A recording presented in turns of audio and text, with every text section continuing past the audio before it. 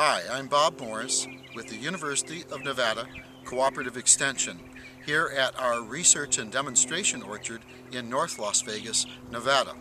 Today I want to talk to you about pruning recently planted fruit trees. And so let's begin by looking at this one. If you'll come down with me here for a moment. A couple things I want to point out on this fruit tree is first of all, before pruning, we want to identify what kind of fruit tree it is. And by looking at the tags, I can identify it as a Suncrest peach from Dave Wilson Nursery, and the rootstock being a Nemegard rootstock. The rootstock is a separate part of the plant. If we look down here, you'll see a dog leg on this peach tree. The rootstock is here.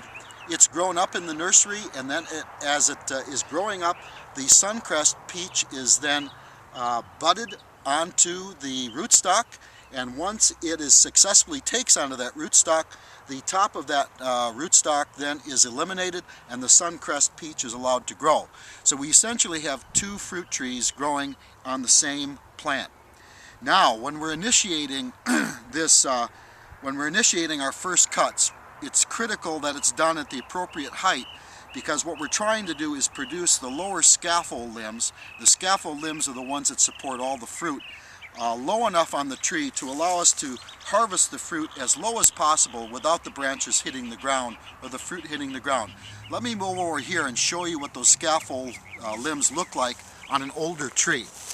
As we come over here, you'll notice on this older tree, this is a Red Haven peach. The scaffold limbs are down through here and supporting all of these branches. So this cut that we're going to make on this tree is going to initiate these lower scaffold limbs. And if we notice that that cut is made right about knee height on almost all of our fruit trees. Going back over here to that fruit tree here, let's find out where that's going to be. As I look closely at this fruit tree, knee height would put it in this general area. Keeping in mind, when I make that cut, it's going to initiate new growth 6 to 8 inches below that cut. So our scaffold limbs are going to come from this region when I make that cut at around knee height. As I'm looking here, I'm looking at some bud breaks that are occurring. Here's one and here's one, and they're occurring on sides of the tree that I'd really like to maintain. So I'm going to try to cut above these and help these to continue to grow.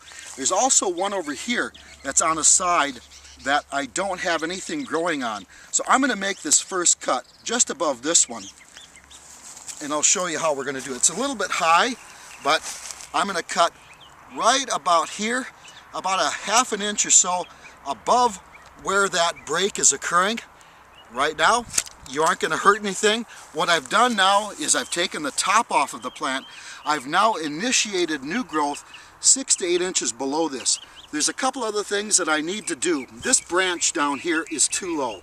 That's going to come out, because if it's going to have fruit on it eventually, it's not going to do anything. I don't want it to grow anymore. If there are buds over here that are going in directions that I don't want them to go, I'm going to simply take my thumbnail and remove them.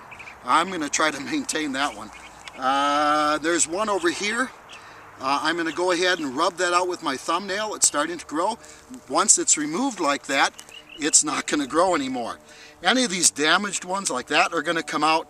This one is directly on top of this one. Well, this one is damaged, dead. It's going to come out. We'll put this one out and through here. This one is on top of this one. I'm going to take that one out.